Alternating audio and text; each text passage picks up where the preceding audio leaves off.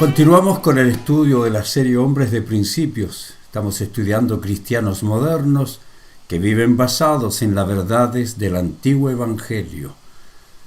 Estamos estudiando ahora el capítulo 8. Lo he titulado La orden divina para los hombres. Sigan la verdad. Esta es la primera parte que inicio con este importante principio. Los líderes y los padres debemos enseñar con nuestras palabras, con clases de moral y con nuestros ejemplos que el hombre de Dios debe seguir todo lo que Dios ordena que sigamos y despreciar todo lo que el mundo quiere que aprendamos. Esa es una gran combinación de una vida cristiana saludable. Recuerde lo que Pablo escribe a su discípulo, a Timoteo, a este hombre de Dios, y le dice: pero tú, hombre de Dios, huye de estas cosas y sigue la justicia, la piedad, la fe, el amor, la paciencia, la mansedumbre. Pelea la buena batalla de la fe, echa mano de la vida eterna, a la cual asimismo fuiste llamado, habiendo hecho la buena profesión delante de muchos testigos. Te mando delante de Dios, que da vida a todas las cosas, y de Jesucristo, que dio testimonio de la buena profesión delante de Poncio Pilato. Esto es lo que le pide: que guardes el mandamiento sin mancha ni reprensión hasta la aparición de nuestro Señor Jesucristo. 1 Timoteo 6, versículos 11 al 14. De esta porción de la carta de Pablo desprenderemos las siguientes órdenes para los hombres de principios. Así inició el apóstol. Pero tú, hombre de Dios, hablemos de órdenes que debemos seguir. No puedes ser un hijo de Dios, no puedes ser un discípulo del Señor, el hombre que no cree en Jesucristo como Salvador, quien no acepta la verdad, quien no vive en santidad con sabia autoridad y con auténtica masculinidad. Ya estudiamos algunas cosas de las cuales debemos huir. El hombre de Dios debe huir de ciertas cosas, ya las estudiamos. Estudiemos ahora algunas cosas que el hombre de Dios debe seguir para cumplir su rol de proveedor, protector y líder, que modela la autoridad, que modela el amor y que modela la masculinidad. ¿Qué debe seguir? Primero, sigue la justicia. ¿Qué significa? Significa que los hombres de principios deben actuar y responder frente a toda persona y toda circunstancia como personas justas que imitan la justicia divina mediante sus palabras, actitudes y comportamiento. La justicia es una de las características de una persona madura. Pablo, note lo que dice. Pablo le dice a Timoteo: sigue la justicia.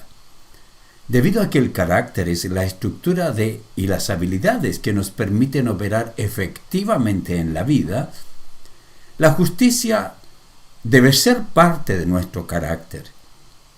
Debido a que el carácter es la suma de las habilidades que han sido puestas por Dios en nosotros y que deben ser desarrolladas por nosotros los hombres para que podamos lidiar con la vida como Dios demanda, para que podamos enfrentar la vida sabiamente. La justicia es uno de los recursos divinos que ha sido entregado a todos los hijos de Dios. La justicia, ella es parte del potencial que Dios nos ha dado.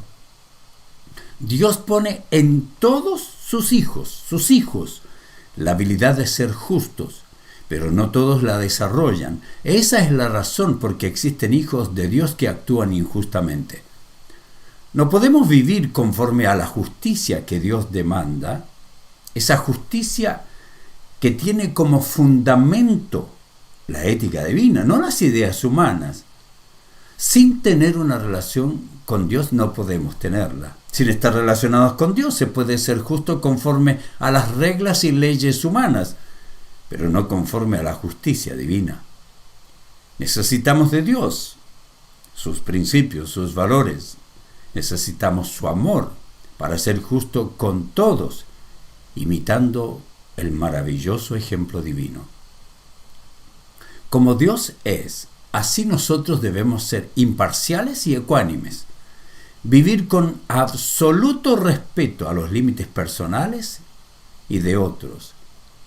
Debemos estar dispuestos a escuchar con la intención de comprender y a razonar con la intención de actuar en base a principios. Eso es actuar con justicia. Debemos tener un compromiso de cumplir las leyes divinas, siempre. Y las leyes humanas debemos cumplirlas cuando no se contrapongan a las leyes divinas. Debemos tomar en cuenta las necesidades de las personas, sin ignorar las necesidades personales. Eso también es justicia. La persona justa debe comprender su humanidad, su falibilidad y también la de los demás. Saber reconocer sus errores, hacer serios esfuerzos por enmendarlos y confrontar en base a principios los errores de otros.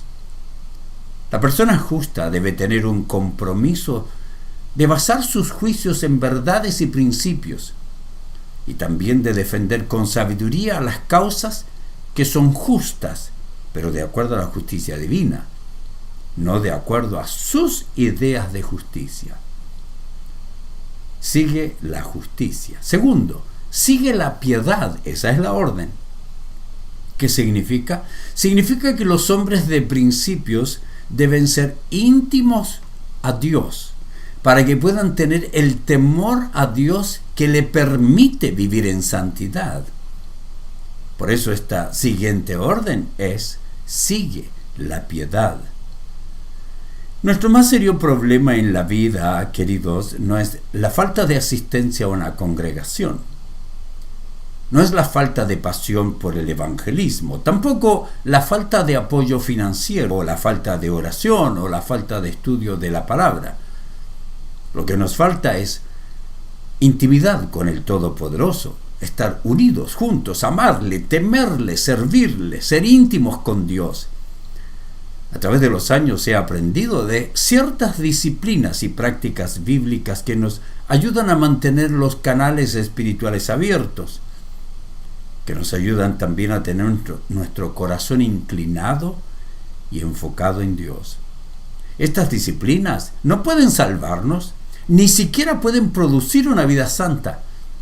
Solo nos ayudan a mostrar la santificación provista por Dios y a desarrollar nuestra moralidad para convertirnos en hijos maduros. Por eso que el apóstol dice: tengo temor que ustedes pierdan su cercanía con Dios. La santificación de un cristiano, igual que su salvación, es una obra divina.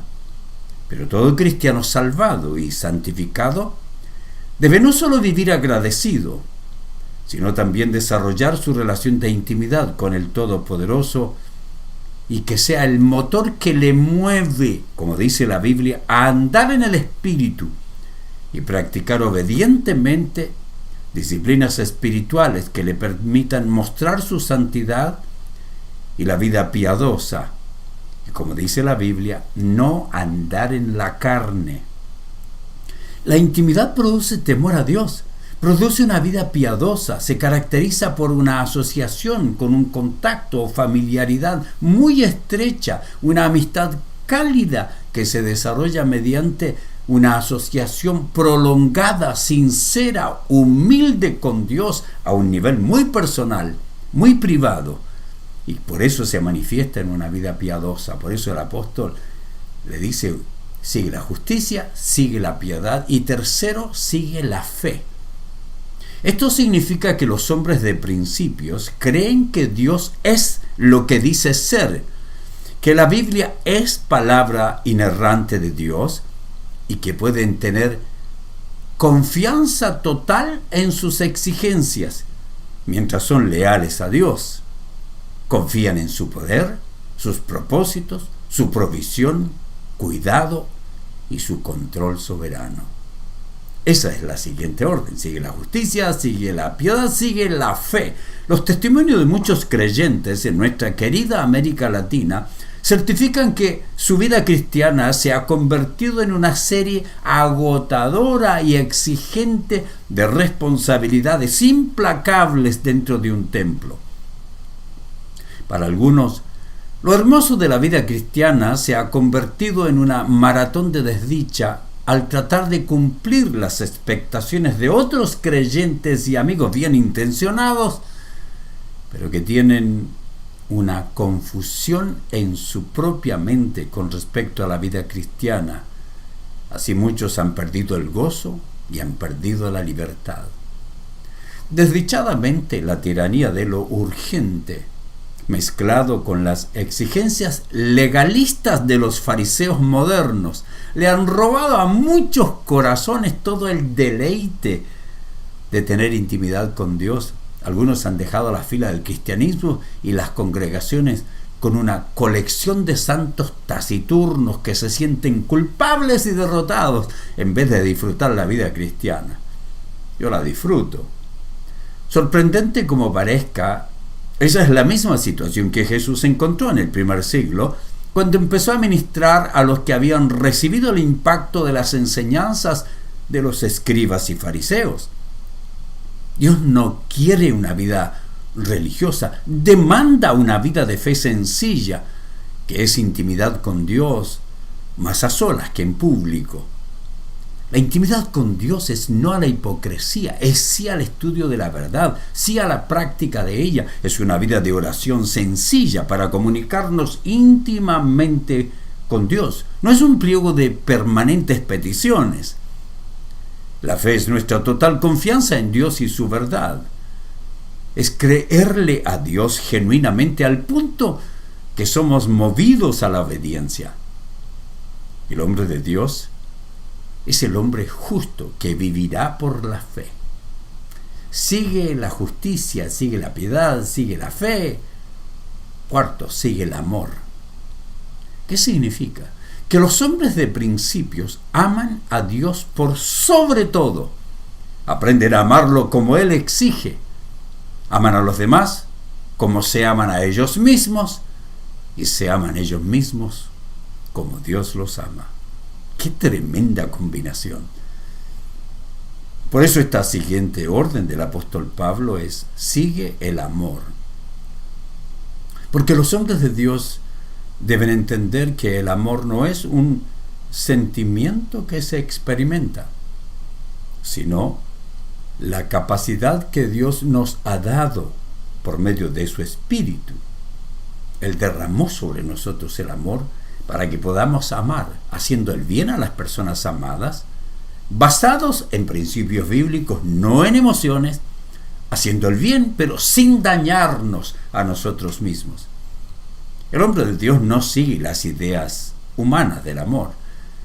No actúa basado en sus emociones, porque sabe que el amor no es solo un sentimiento, sino el deseo de buscar el más alto bien de la otra persona, aún a costa de su sacrificio, pero sin hacerse daño. El hombre de Dios debe amar a su prójimo como a sí mismo.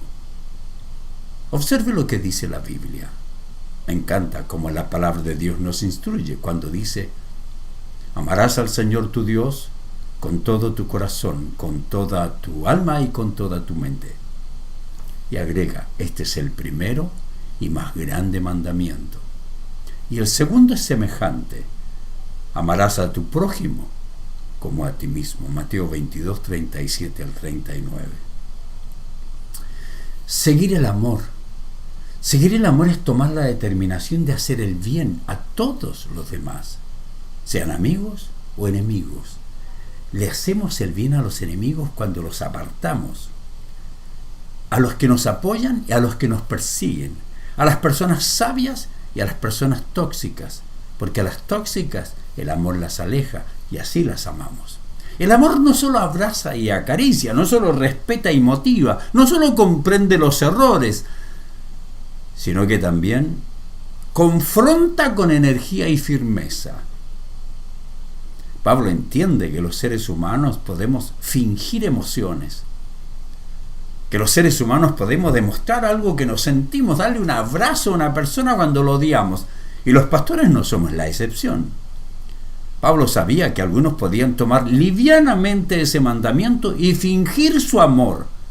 Por ello, en el capítulo 12, versículo 10 de aquel gran tratado doctrinal llamado la Carta a los Romanos, me encanta cómo el apóstol pone las cosas donde deben estar. Él escribe verdades muy prácticas cuando dice: el amor sea sin fingimiento, nada de hipocresía. Aborreced lo malo, seguid lo bueno. Amaos los unos a los otros con amor fraternal. Eso es lo que Dios ordena.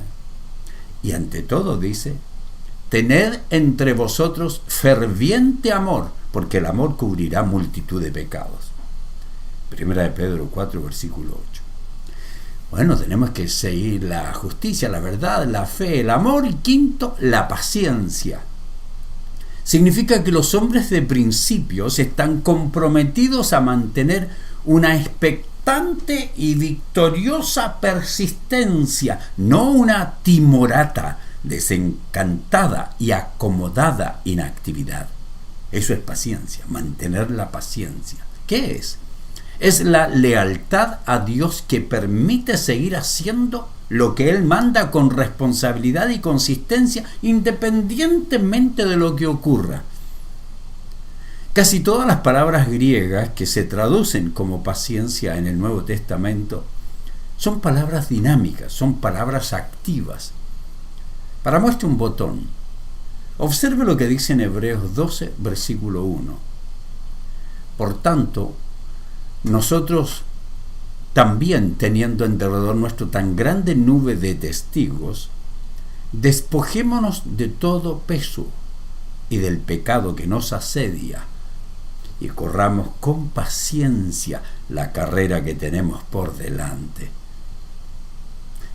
Pregunto, ¿podemos correr una carrera parados, esperando? Por supuesto. No se puede. La idea es seguir corriendo, permanecer en la carrera, haciendo lo que debemos, pacientemente con el ritmo que debemos tener. La paciencia es una victoriosa y expectante persistencia, es decir, usted sigue en victoria esperando, pero persiste. La descripción de una lealtad permanente con Dios, que persiste en depender de Él a pesar de las pruebas y tribulaciones. La paciencia es la determinación de perseverar a pesar de. No es aguantar, es persistir con esperanza, es manejar nuestras vidas con estabilidad a pesar de los dolores y conflictos y las fallas humanas de los que nos rodean, poniendo los ojos en las promesas del Rey y Señor, que regresará en el tiempo oportuno. Paciencia quiere decir que usted lleva su vida de una manera estable, que persevera bajo la carga, manteniendo su fe y su confianza. Alguien dijo, tener una vida de larga obediencia en la misma dirección. Paciencia. Esta es la virtud que muestran los mártires, porque ellos están dispuestos a dar su vida por mantener su fe. Qué lindo.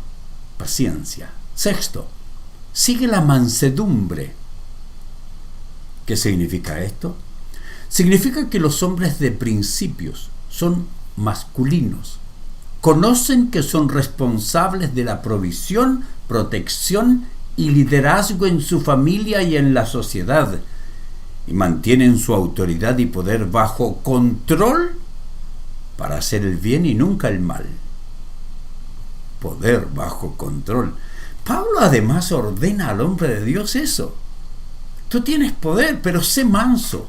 Tú tienes poder para hacer lo que Dios te ha capacitado, pero ten tranquilidad. Sigue la mansedumbre del hombre de Dios que sabe que todo depende de Dios y no enfrenta las circunstancias movido por su ira. La mansedumbre es el resultado de la dependencia del Espíritu Santo y de la práctica de nuestro dominio propio para poder fortalecer nuestro carácter y mantenerlo bajo control. Es mantener la compostura. Es ejercer a veces la autoridad con fortaleza, pero sin perder el control. Ser manso, no menso. Moisés fue el hombre más manso de todos los hombres de su tiempo. Eso dice la Biblia, ¿cierto? Lo ha leído. Pero a la vez fue un líder fuerte que tomó decisiones serias. Santiago me encanta porque usa la palabra mansedumbre y hace referencia a domar a un caballo salvaje. Es el cuadro de un caballo bajo control, es el cuadro de alguien que tiene fuerza para destruir, pero está bajo control. No hay nada enclenque en un caballo salvaje, pero hay mucha gracia cuando su poder está bajo control. Ese es el hombre de Dios. El hombre de Dios que elige actuar con mansedumbre cuando es presionado por las circunstancias. El hombre de Dios que elige acciones y reacciones sabias frente al descontrol de otros. El que persigue la santidad, el que lucha por la justicia, cuando los actos de otros son obras de maldad e injusticia.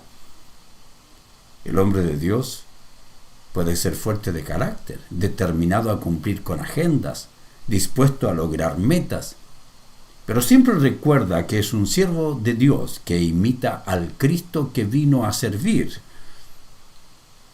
Me encanta porque casi la única autodescripción que hizo Jesucristo de sí mismo fue: yo soy manso y humilde de corazón. Tenía todo el poder para atacar, para defenderse, destruir a sus enemigos, pero todo su poder lo mantenía bajo control para siempre hacer el bien dentro de la voluntad de su Padre, porque Jesucristo era un hombre manso.